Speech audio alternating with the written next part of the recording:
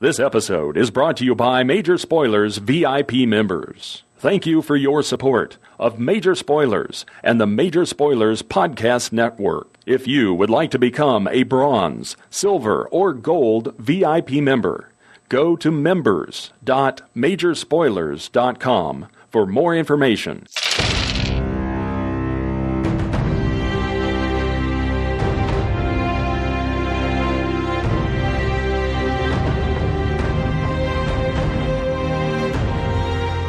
Welcome to Critical Hit, a Major Spoilers podcast. Thank you so much for downloading and listening. And as you can tell by the title of this episode, it's time to answer some questions from our mailbag. Yay! Here we go. First question. Mailbag. First question comes from Ben, who says, I've been a DM a couple of times in the past and have been repeatedly told that my worlds seem a little empty. What is the best solution for this? I don't have a lot of experience, but what might I do to balance the player's focus and give them all the details that they want?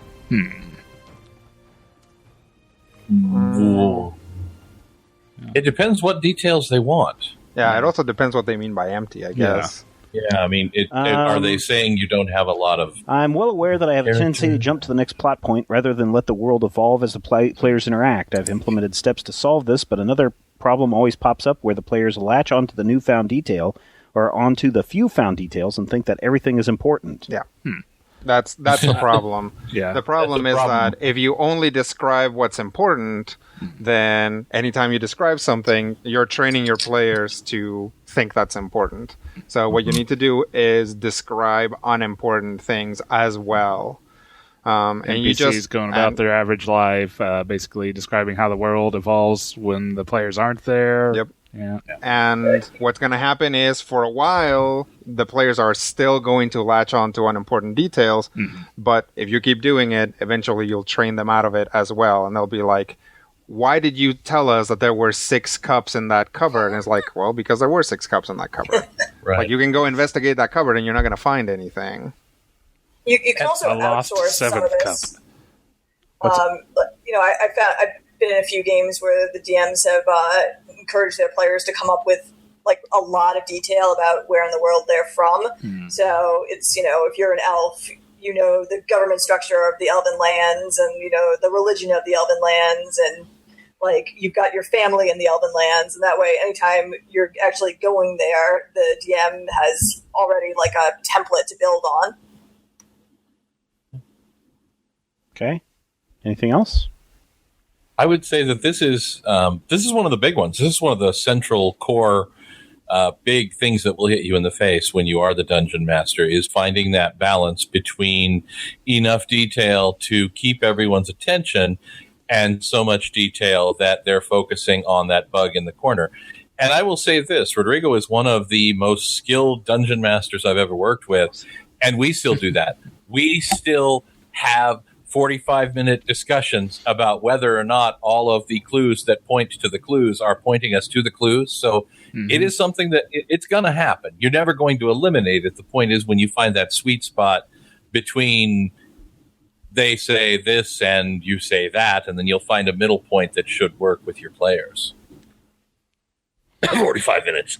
All right. Jacob writes in and says, I'm currently running a new campaign. I've come across a unique problem. By sheer accident, my PCs have created the perfect party.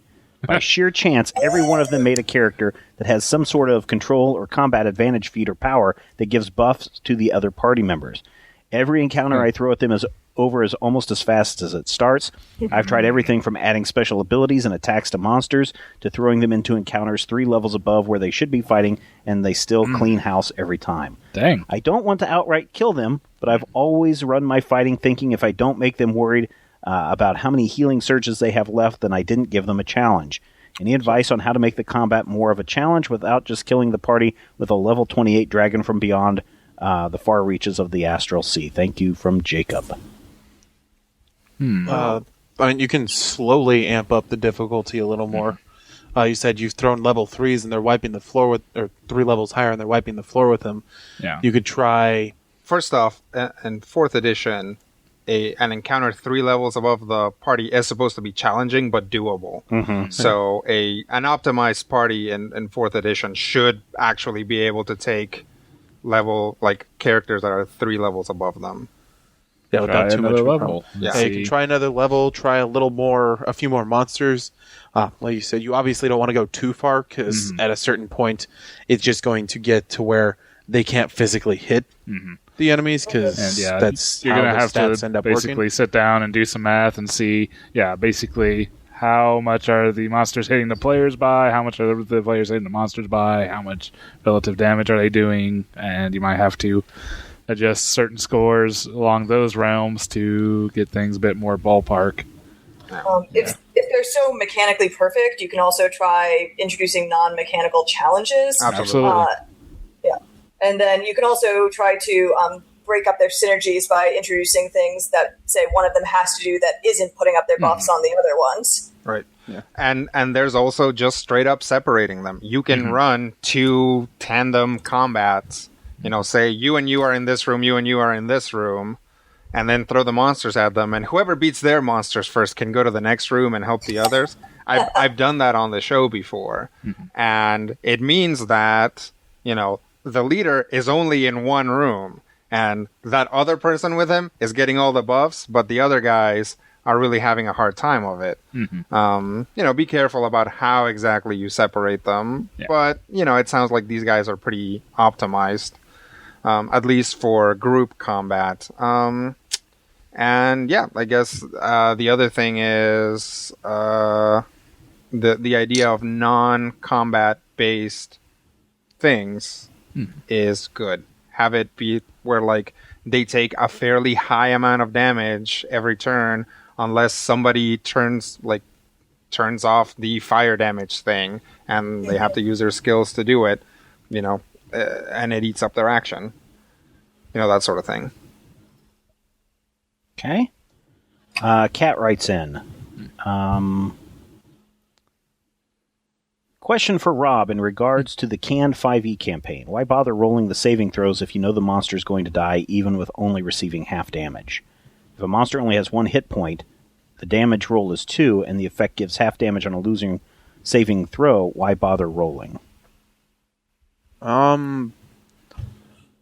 Mostly to keep myself in the habit of actually doing the saving rolls, because it's not something that we're used to since they're not in 4th edition. Right.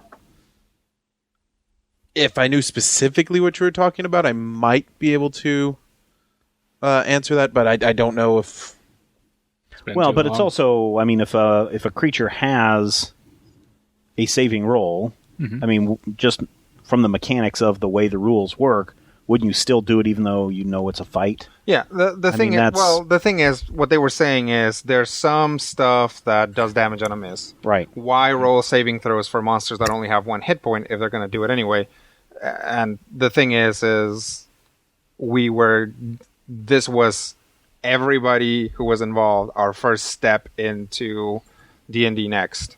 So it made sense for Rob to follow every step of the rules. Right. Just like when you're playing Magic, you go through your upkeep, even though you might not have anything that triggers on an upkeep, because then, later on, when you do have something that triggers on an upkeep, you will remember to have gone through your upkeep. Right. Yep. Yeah, and there may have been things on some of the monsters that say when this monster saves, it does a thing. Or things on the characters that when a monster saves, this did thing do a happens. thing. Yeah.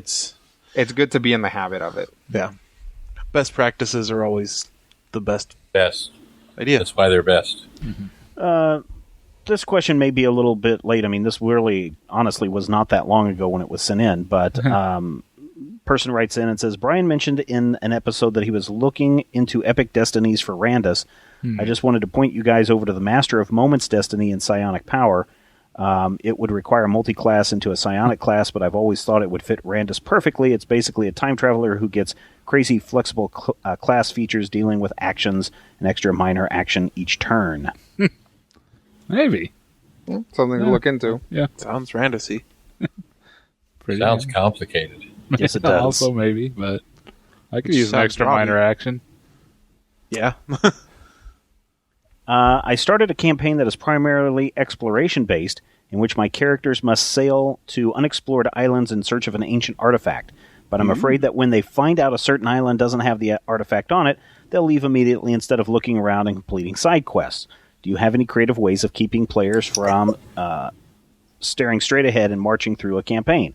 Thanks for answering my question. Keep up the great work. Scraggly Silas is the best. How do they know immediately that there isn't an item on the island? I mean, what is the mechanism that allows them to know that their magical item isn't present? Sure. No, I totally understand where you're coming from on that, Matthew. But let's say that they have to travel to the temple, and as they're traveling to the temple, some other people pop up, with the question mark above their head or the exclamation mark above their head. Right. And either the players don't engage with those people, or they're like, yes, we'll be back to help you out. They go to the temple, don't find the thing, and then just immediately leave instead of like, oh, let's go help those people that needed us to gather coconuts or to kill 17 boars. One thing you can do is make it so the side quests that you're trying to send them on coincide with them trying to find the artifact. Mm-hmm. Yeah. Like, if it's go kill 17 boars, well, the temple has been overrun by wild boars, and, in order to even actually search the temple, you have to kill a bucket of boars. Oh, look, there's 17 of them. I mean, the other thing you could do is make it really unclear what the artifact is or where it might be. Like, if there's all these sorts of rumors about a source of power that, some troglodytes stole and you have to go, raid their village to find it, well, that might be your magic artifact. It could be anything else. Or, if people are going to reward you for doing their quest with access to their mystic library, or you might be able to find out more information about the artifacts. Yeah. Think about it narratively. Think about how it would play out in a TV show, the sort of red herrings that you need to put in front of the characters for that. So they go to the first island and they walk in and they say, Islander, do you have a glowing, floating sapphire idol? Nope. And like, oh, well, let's everybody get back on the boat. And then they go to the next island and they're like, hey there, Islander, do you have a glowing sapphire thing? And the Islander answers, no, but maybe you could help us do something else. Actually, I was gonna no, because then they'll glowing jewel. Then they'll get in the boat. Yeah, that's what I'm saying. No, so, but you keep doing that. They're never going to stop. What you do is maybe. So that's right. Or you just have the Islander say brains. Yeah. Right? And I'm like, well, we sure cleared this island full of zombies and we didn't find the sapphire idol here. Let's get into the next island. And again, we don't have the Islander on the second island tell them that they heard rumors of it on the first island. You get to the third island. They say, is the sapphire idol here? They say, no, it's not. They get on the boat and they sail to the fourth island, which looks identical to the third island. An identical Islander says, hello. Like, is a sapphire idol here? Nope. They sail to the fifth island, which looks identical to the third island, where an identical Islander tells them that. Yep. Now they have to figure that shit out. Otherwise, they're never actually going to get to the fourth island. Yeah. Yes. Yeah, and since we don't know what your side quests are, I mean, if it is literally, one of our villagers was captured and taken away. Can you go help? That's a little bit harder. That sucks. Goodbye. Yeah, that really is kind of hard. Put their boat on a plot-based timer. It's been working for me so far. There's that. Make some of the side quests personal. Yeah. Yeah, I mean, there's an episode actually of the Green Lantern. Speaking of things in shows, the Green Lantern animated series that I love, where like the characters basically go to a place, discover there's a problem there, and they're like, not our problem, and leave. And then someone stows away on their ship and makes it their problem. I've actually, that's of all the episodes that they've released, that's the only one I've seen. So I know exactly which one you're talking about. It's excellent, and so feel free to use stowaways or sabotage or anything like that. Yeah, sabotage would be great.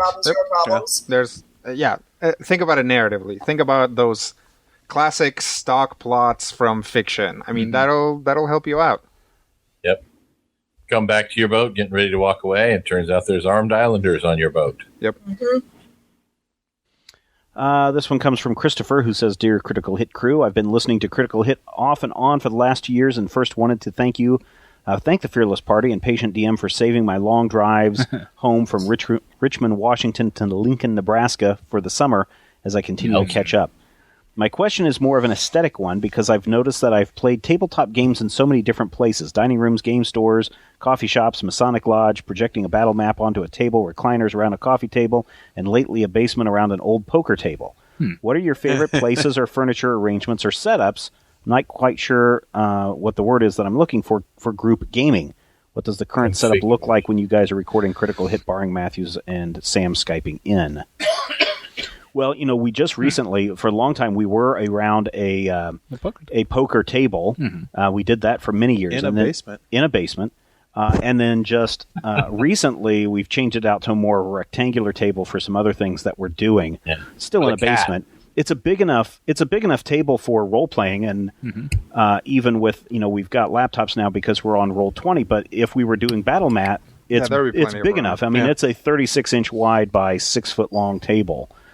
So it's maybe it's a little bit wider than 36 inches. It's large enough for a Star Wars X-wing attack wing mat to play on. So it's big enough for that. So I think you would be big enough there. I've gone to a couple of gaming places where literally it's a 4x8 sheet of plywood on sawhorses, and I've been to other those. I mean, not necessarily for Dungeons and Dragons, but like Warhammer and stuff. And then I was up to one in Kansas City a couple of months ago, and they had a fantastic game room where some of them were literally, the 4x6 folding table all the way up to something that was a massive, had to have been like 6-foot by 6-foot table that could accommodate a lot of people. So I don't, that's just my experiences seeing other people play. But the game store is set up for a lot of different people playing a lot of different games. Right. When I was in college, the dormitory I was in had a massive common room, and there was a huge oak table. It was like 4 feet wide and maybe 18 feet long. So and God help us, we did. You could have 6 or 10, or sometimes in the worst case scenario, 13 players at the same time being really stupid and doing stupid things, and you always had room for all your stuff.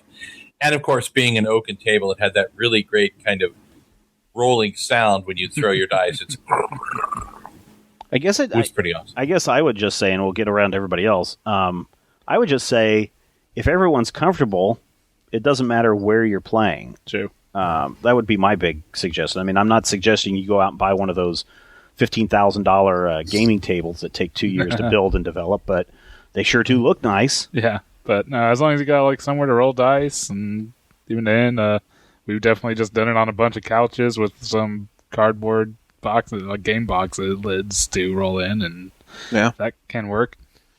Yeah, I would say we've done it at basically every place I've ever lived, or every place that I've ever had, and it's always been just either a kitchen table or whatever we had for living room furniture, and some sort of makeshift table in the center of the room.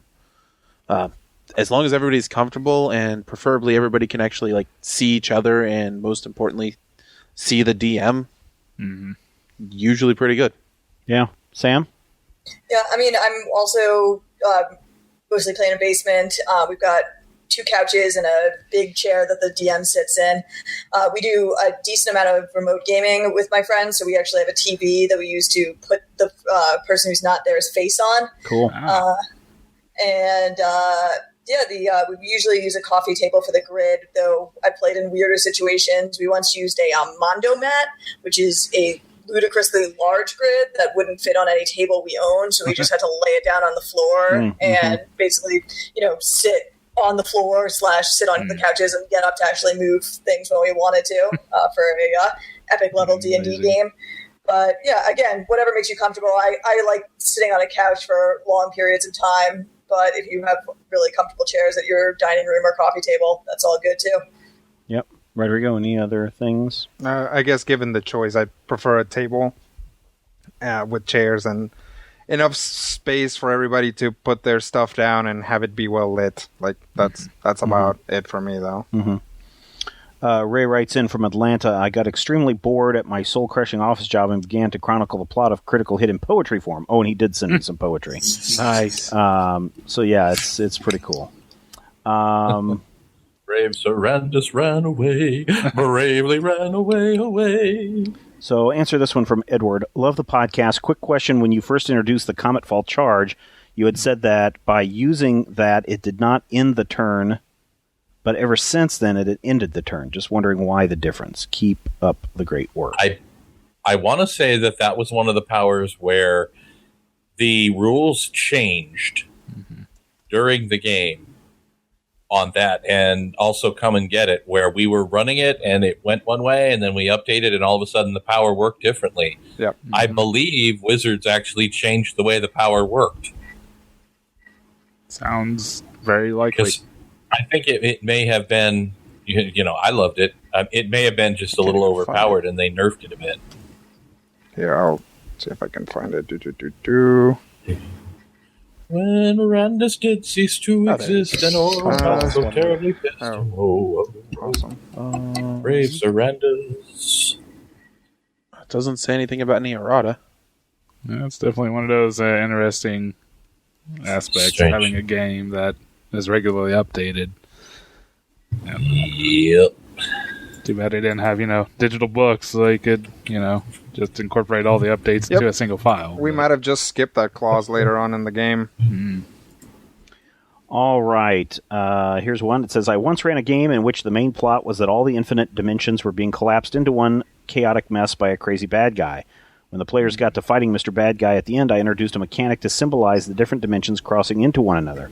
Every turn I would introduce a change in the world, and players had to role-play like the changes made sense and were entirely normal to be doing. For example, our ranger fought with a crossbow, and his bow turned into a giant banana that shot monkeys at terminal velocity. The monk started walking on his hands and used his quarterstaff with his feet. And my personal favorite, our orc barbarian, who had previously been using a spiked wooden club, was now running around bashing Mr. Bad Guy with a giant squeaky toy. Have you ever run or been in a game that had some sort of mechanic or event where you could barely get through because you were laughing so hard? Would love to hear any details. Matthew's got one about a whale. Yeah, the whale was fun. That was a 3.5 game. I'm almost certain we broke the rules, but I had the ability to summon a creature, and I was a bard, and I couldn't do much else, so I summoned a blue whale because it said you could, and I just happened to summon it 10 feet in the air above the guys who were attacking us. Isn't that the trick to that is you use a wall of force to create a pool of water to summon the whale in, since it has to be in an appropriate environment? You break the rules if you just summon the whale. But if you cast something that can hold enough water for it to live in, then cast like summon element or whatever to fill it with water, then cast the whale inside it, I guess technically it does work. And then dispel the wall. It's the SeaWorld clause. We also once played a game of, it was Ravenloft, so it was supposed to be scary and spooky. And my fellow players were, what's a nice way to say they were a bunch of dicks? Well, certainly not by prefacing it by saying that. They were a contentious lot. Feel free to edit out whatever word needs to be edited out there. And they didn't want me to play because they had played with me and they thought that I could not play a serious game. And to be honest, they may have been right. That doesn't make them any less of. But what had happened was we were fighting creatures that, when you killed them, somehow transformed into other creatures. So you were fighting a rabbit and then all of a sudden it turned into a raven and then it turned into a bat. It was really ridiculous. But it was quite hysterical because we would, kill the rabbits and everybody was singing, kill the wabbit, kill the wabbit. And then they turned into ravens and then it got ridiculous. And by the third transformation, what was supposed to be a big, scary game of metamorphic bad things was all of us singing cartoon theme songs. And they actually were 100% right. At that point, I was not good at the serious part of the Ravenloft. So I can do serious now. I did a eulogy once at Critical Hit. Yes. Sam? I played in a particularly zany one-shot once where the plot was that there was a chosen of Oladamara who had made a deal with the devil and that had gone badly and we had to unravel the whole thing. But part of it were that they were all these little objects that were scattered throughout the dungeon, and we had to collect them, and we knew we had to collect them because whenever we saw one of them, it would helpfully say, "I'm a clue." And Wow. it was, we had someone who had to leave halfway through the one run shot, and then someone else who came in And then when the second person came in, they picked up some item, and we all just simultaneously said, "I'm a clue!" And he thought we were totally insane, having missed the first half. This game, there was also various riddles and puzzles and things like that, including one where we had to activate something without setting off a trap by playing Twister. So it was a good time. Cool. Brian? Not really any specific, like, mechanically backed events I can think of too much, other than us just being goofy bastards. Gamma World. Gamma World. A bit, yeah. There's some fun Paranoia. stuff. Yeah. One time my character thought that another character had turned another character into a pumpkin. Yes. Things like that. That was a good one. There was also that bit where you hallucinated feather pillows. That was freaking hysterical. Oh, and then there was one time that Orm got drunk. One time? Yeah. It was a long time. Yeah. Lauren got drunk. Rodrigo? I guess it was kind of a friend of mine was running a Shadowrun game, and we all got together and made Shadowrun characters. But he knew what he wanted out of the game, but we didn't. We didn't know what you were supposed to be doing in Shadowrun. So we'd go and we'd talk to people, and they'd be like, "Oh, you want to take this Shadowrun job?" And we'd be like, "No, that's weird. That sounds dangerous. Someone's going to get hurt. So it was just like our group was wider, but it was like this other guy and me, and we just spent a lot of time playing video games. And then finally the game master kind of introduced this plot where these like horrible mutant cockroaches were underneath my character's house. So he kind of had to like forcefully turn the game into a dungeon crawl for us to work. And we had a lot of fun with it, but it's more funny in retrospect. You think like, man, that poor guy, like he was like, Shadowrun and like get gun and recoil compensation and monofilament stuff. And it's like, and we're like, yeah, oh, awesome. Like I pick this option at the beginning of the game that says I have $1 quadrillion because that's how Shadowrun works. Yes. And it's like, I'm an awesome cyborg. It's like, I can just plug myself in right into my video games now and not do anything. Well, I also feel like I'd be totally remiss if I didn't mention the Southeastern University one-shots that Rodrigo ran back when we were in college together, which were a series of incredibly serious mage games set in an alternate reality version of Northwestern. Yeah, nice. Those were really great. Especially because most of them didn't start until like 11 p.m. usually. Yeah, we were like super tired the whole way. It was really ridiculous. We had a player once, Zoe, who was, I believe, the sleep ninja because the entire game she was asleep. Yeah, actually, we played that game after she did Dance Marathon, which was 30 hours of dancing. And then I was like, "Oh, I think I'm gonna run a game today. You just stay here and sleep." And just like, "No, I want to play." So we deliberately created a character for her whose powers revolved around sleeping in case she fell asleep during the game. That was good. Did she fall asleep during the game? I think she did. And then you automatically run her character when she was asleep? No, too? I think we set something up so that stuff happened while she was asleep. Oh, that's like, if she's asleep, then this set of things happens. And we could wake her for combat because then she was Rob, do you have anything? One of the more entertaining ones that I ended up running this one wasn't mechanically thing, but Rodrigo was in it. I did a Wild West campaign.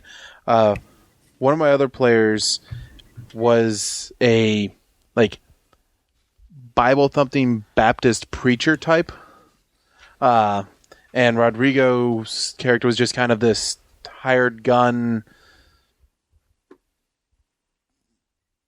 Not quite. I don't want to say he wasn't racist. No, but he was just like he thought he knew everything, and he thought that he had everybody pegged, and specifically he didn't. Nothing he did was right. We had a Scion in the party, which my character automatically believed was a demon summoner, devil worshipper. We had a kind of a Native American type guy in the party who was like a scout, and my character just had like assumed he was a mystic of some kind, even though he really wasn't. And got along famously with the Baptist preacher guy. Yeah. And so I had trouble starting to run a couple times, or continuing the game a couple times, just because his character and Atticus Pratt was the name of the preacher. Right. Would just start going back and forth because they got along really well. They would be the characters complemented each other because whatever god or whatever Atticus worshipped just kind of fit and worked with I can't remember your character's name. Artemius Clay. Yep. Yeah. So they call each other by their full name. It's just ridiculous back and forth that I was not able to stop laughing. We actually circumvented a lot of plot by just us, like the two of us browbeating people into letting us do things. Cool. Timothy writes in from the... he says he's way behind. He's only on episode 120 at the time of this writing. Well, he'll catch up by the time his letter comes through. Maybe, because this is a fairly recent email. Oh, okay. So, at the time of this recording. So, hello, future Timothy. Yes. Do you guys ever look back in amazement at how much everything has changed, from your characters to you as people and to the game itself? Has 5 years of Critical Hit changed you at all? Matthew? Well, see, I'm not a good person to ask this question because I have said before, I don't necessarily believe in normal. And what that means is when it comes to the status quo, I just kind of assume that everything is going to change. But when I look back at the character that I don't have anymore, who we don't talk about because it's too soon, you awful, terrible man, looking at you. I can see you on my screen right now. I'm giving you the eyes, man. Yeah, I know. When I think about that character's arc, I like that character's arc, and I feel like it's difficult, really, when you're in Critical Hit, because Critical Hit isn't purely a role-playing game. Critical Hit is a role-playing game combined with some performance and combined with, the expectation that I want to also be entertaining. So things that I've done with previous characters, I didn't do with He Who Shall Not Be Named, whose name rhymes with pork. Stork? But Bjork. Dork? Yes. No, I was Stork. Zork. Zork. York. Anyway, I think that, I can look at that and go, that was a pretty amazing arc. But here's the thing. From episode to episode, it didn't feel necessarily like a pretty amazing arc. It felt like I was in a place and a time, and that character had a life of his own, which is kind of the way the real world goes. I look at it now. I have an 11-year-old kid, and I'm like, holy crap, when did that happen? It's not necessarily something that I look at life in segments. Anytime you have a beginning, you got 3 endings and a middle and a side quest and a thing over there. So the answer to your question is yes, no, maybe, and 7. Rob?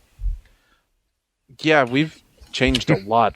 Like I can see where we kind of all started. I can see, obviously I came into this not knowing half the people I was going to be playing with. Mm-hmm. And now I see you almost daily. Yeah. Whether you want to or not. Specifically, it's like, Rob, we're doing this and this and this and this and this week. I'm like, okay. I'll tell all my friends I'm not doing anything else. You can always say no. Why would I want to say no? Exactly. Everything's fun. But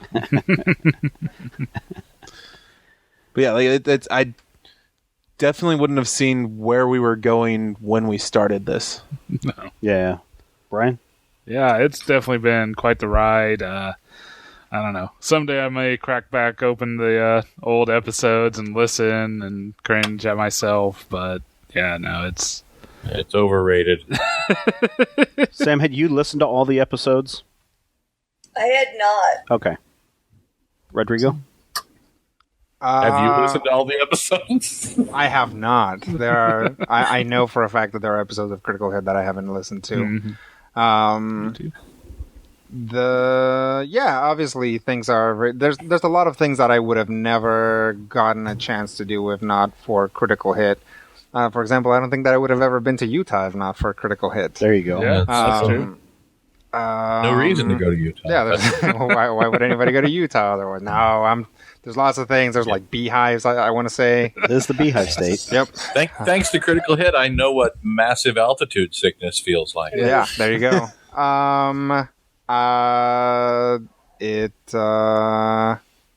pretty sure I have, as of this recording, 3,000-ish Twitter followers, and I assume that's almost 100% because of Critical Hit. I am not that interesting. 6 of them are me. Just in a vacuum. Yeah, 6 of them are Matthew, 4 of them are my mom. Right. She's very Twitter savvy. It's like her business and her actual one, and then her joke one.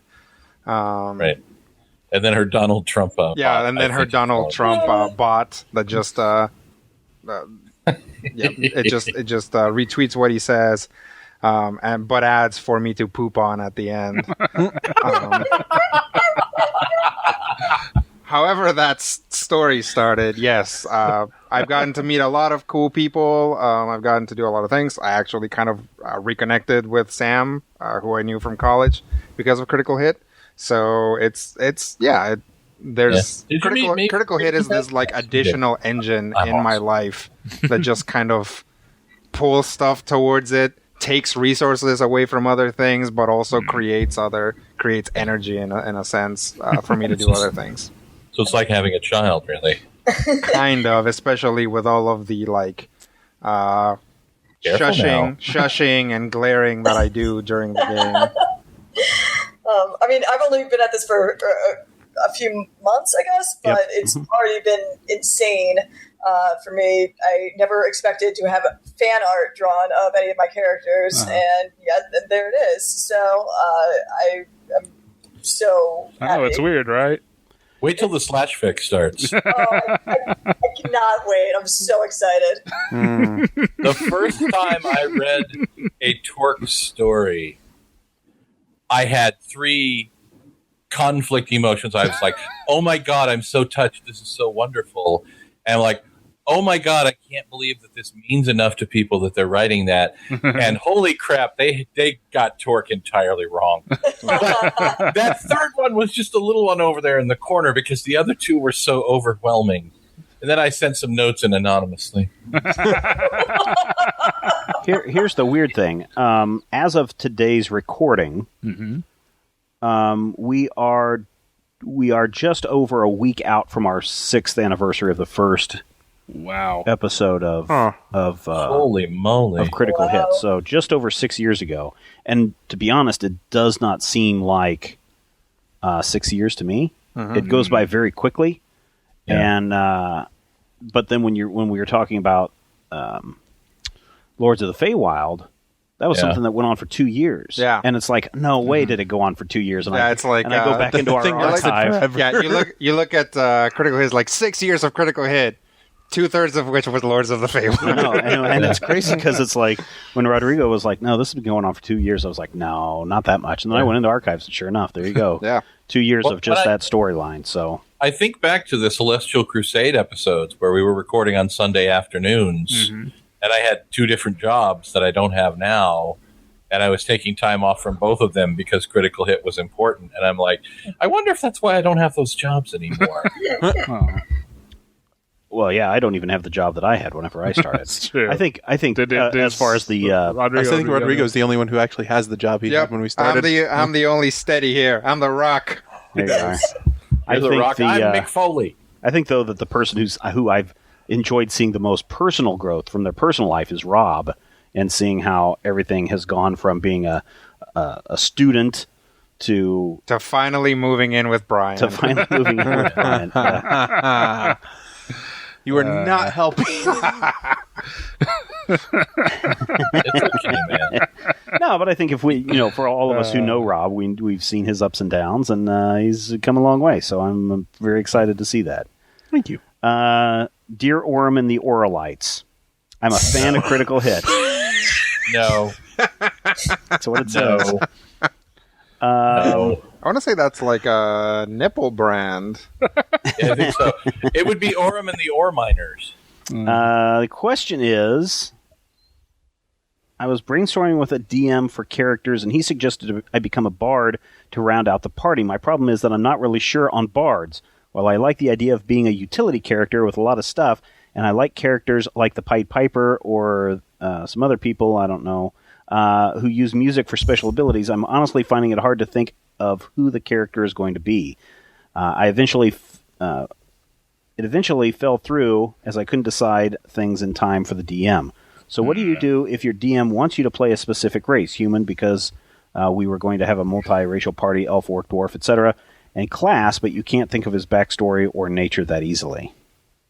Well, the thing of it is, I like to point out something that most people look at me like I'm crazy. Do you know who my favorite fictional character who fits into the Bard class as set together by Dungeons and Dragons is? Who? I don't know who. Banshee from the X-Men. He has specific powers that are related to him making noises that give effects and sometimes buff other people and give him special abilities. So if I'm thinking about, what to expect, and I can tell you as someone who has recently been told by a dungeon master what he absolutely has to have in a certain character, not mentioning any names, there are expectations of any game. And if someone tells you you have to play a halfling wizard, and you agree to play a halfling wizard, first of all, you have to make the decision to do that. You always have the ability to say, no, Bob, I'll catch you next time around. But you also want to look at it from a perspective of how can you make that halfling wizard yours? Even if you're playing the most by-the-book halfling wizard ever, it has to be something that you enjoy, that you can put yourself into. So if somebody tells you, for instance, you have to make sure that you have X, Y, and Z, you can throw in the A, B, C on top of that for flavor, or you can, just kind of do something that's completely entirely different. Like Banshee. Yes. I fly because of shouting. Me boyo. I can also talk while shouting for some reason. Yes. So as a dungeon master, I will sometimes, actually very frequently, turn to a player and say, I need you to play something within this box. And the main reason why I do that is so that that player will have something specific to do that only they do. And I suspect that's what your dungeon master is doing here. He's not like, well, I want a human. He's just like, well, we have a dragon face, a chicken hawk, and a dungeon elf. So it's gonna be a lot easier for you if you just play a human and let those guys be weird and you play the control specimen. As far as the bard, it can be difficult. I think bards are one of the most difficult classes to approach because they're so specific. They're so incredibly specific. It's like, this is a guy who, using music, also has magic. Like, there's musical magic, but also spell-type magic. They're a generalist, lots of skills, also all this other stuff. And what I find helpful is to kind of focus on one of those things. Like, either go into, like, the skill specialization stuff, or do a big magical musical guy, or do a straight-up, like, I'm a guy who learned this spell from a wizard, and this spell from a sorcerer, and this spell from a cleric kind of stuff. The other option is always to look at a musical tradition or a storytelling tradition and kind of base it around that, right? So you're like, we were actually outside the show for some other reason. We were talking about Mad Max. So that whole like witness me thing, that's a bard thing. Like the bardic majestic word of you do not die this day, your story is not done kind of thing. That's a bard thing. Like the thing that they, in 4th edition at least, in between stuff, it's like you get to heal more because the bard's around, but what the bard's supposed to be doing is telling the tale of what just happened, or talking to you, or telling you something, doing something. And you can take those traditions from other places, from your own, kind of ethnic background or whatever, research into that, make a bard out of that. Sam, do you have any ideas? Suggestions? No, I absolutely agree. I played a bard in a gnome bard in 4th Ed for a while, and I also focused on the kind of the storytelling aspect. You know, her deal was that she'd been sent out from the Feywild to get like the greatest story ever told from the natural world. And, you know, I like to, again, like think in pop culture references of people who embody a certain class. Like I think of like Antonio Banderas' character in the 13th Warrior as a bard. As Absolutely. The guy who tells the story. But yeah, I mean, usually a lot of times if a DM has a specific thing for you, they might also have specific plot for you. And that's always fun because that's certainly the case with me. And it's a good time to set yourself as different in that regard, because maybe if everyone's being weird folk, you know, you can play the normal guy, but you also know a bunch of stuff about human society that all those weirdos might not. Right. And especially as a bard, you have the excuse of knowing basically everything. Plus, if pop culture has taught us anything, the person with the normal head tends to be the main character. There you go. Do you guys have anything to add? Half the characters I've played on Critical Hit have been stuff Rodrigo's been like, here, you're playing this. I mean, Smith, to start with, before I joined, Rodrigo was like, all right, here's your two choices. You can be an Avenger or you can be a Shifter. Hey, I said, I have plot if you play an Avenger or a Shifter. Otherwise, we have to look at other stuff. You did have the option to just go with something else. My first instinct was, can I do both? And I was immediately shot down. You can't have everything. Where would you keep it? Chris writes, Brian, did you have anything? No. Okay.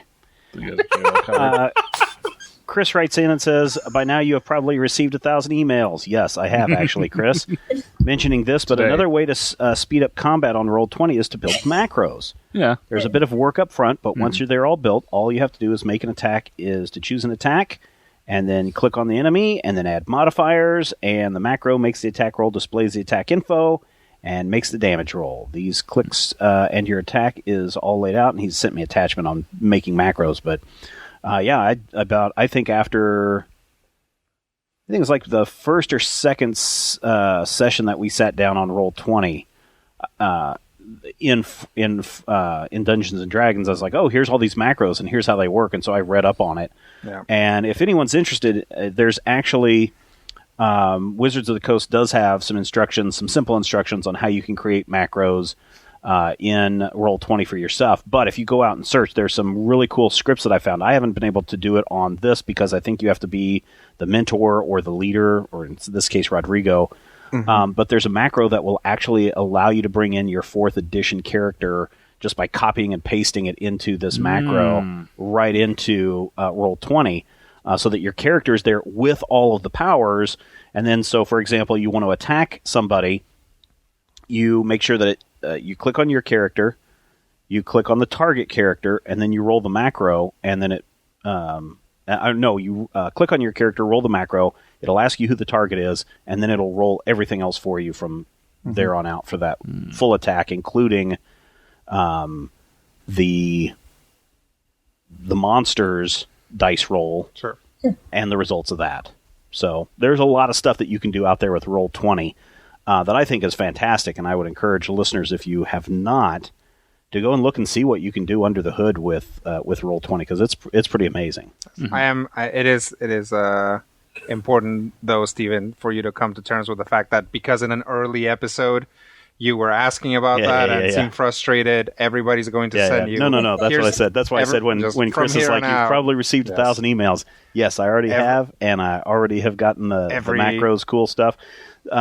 But I didn't know until I was doing research about actually importing your full character in, because the only thing that I'm not liking about the macro setup right now is if suddenly I get a new piece of equipment in the middle of the game, I have to go back and add whatever the pieces are into the macros. It's not that hard, but the other thing I like for the macro is, especially for my character, is the way we have it set up. If you've listened to the creation episode over at the member site, I can just go in and click on the powers that I need for this day or for this spell set, and then the others turn off, and I just have those at the bottom of the screen and know when I can use those and not use those. And if they're spent, I can just turn those off in the macro too, so they don't show up in the bottom of the window. So I think macros are great, and I think more people should use them. Brian, Are you've there any good macros that deal with combat advantage, stealth? Because that's my main problem. Is all the there variables. probably is, and I would say just do a search for like Roll20 Dungeons and Dragons 4th edition macros, and like I said, I just did it and found because I was looking for Yeah, there's a ton specifically of them. import 4th edition character into Roll20, and just found all sorts of great resources. A lot of them are in the Roll20 forums. So if you go and look over there, you'll find a lot of it there. But yeah, then you come to the issue that for example, with stealth, it's house ruled, so Right, you're right. going to have to write your own macro, Right. Which Yeah. can be done. Yeah. Brian's a programmer. Yeah, well, I got a degree for it. There you go. We'll say you're a programmer. All right. Any other reactions to Chris's comment? Yes. How do you type macros with boxing gloves on? Yes. Well, Rodrigo. All right, everybody. That wraps it up for this mailbag episode, all the way from Lappy 486. If you have any other questions, comments, thoughts, ideas, podcast at Majorspoilers.com. And until next time, here's hoping all of your dice rolls are critical hits.